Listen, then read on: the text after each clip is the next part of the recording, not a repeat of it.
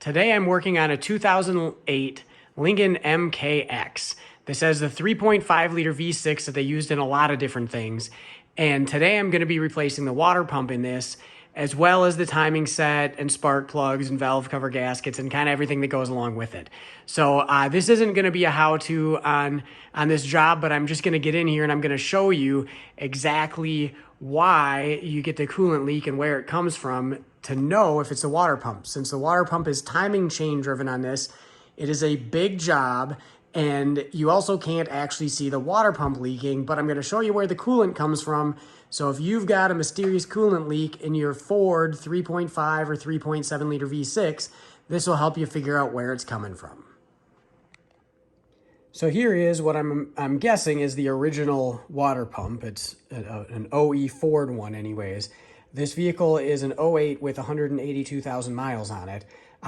It's not necessarily the original because I, in fact, have just installed an original water pump again in this thing, but my guess is based on the miles, it probably is the original.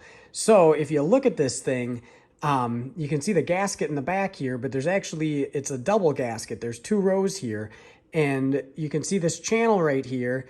And if the bearing starts leaking, they've created a cavity in here where it's going to go through this slot. So this whole section is an oiled cavity on the outside of the pump.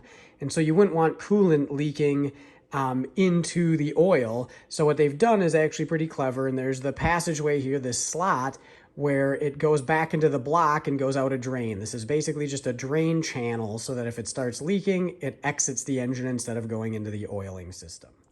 So here we are. I've got everything torn off this engine because I'm putting it back together again here. You can see the new timing set on here, new guides, tensioner, chain, all that stuff, and the new water pump, which, like I said, is an OE Ford water pump.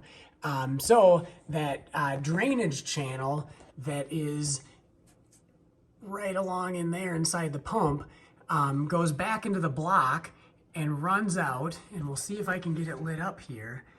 So I'm going to do my best to zoom in here. So there's the water pump, and we go out externally here, and we zoom in right there. That's the hole.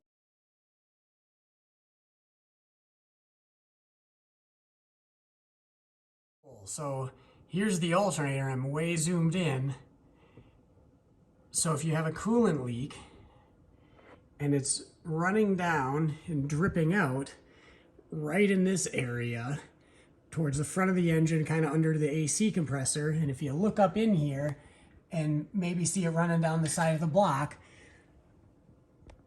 that would be where I would expect that it's coming from that drain hole right there, and that is coming from the water pump. So that's kind of how to diagnose it.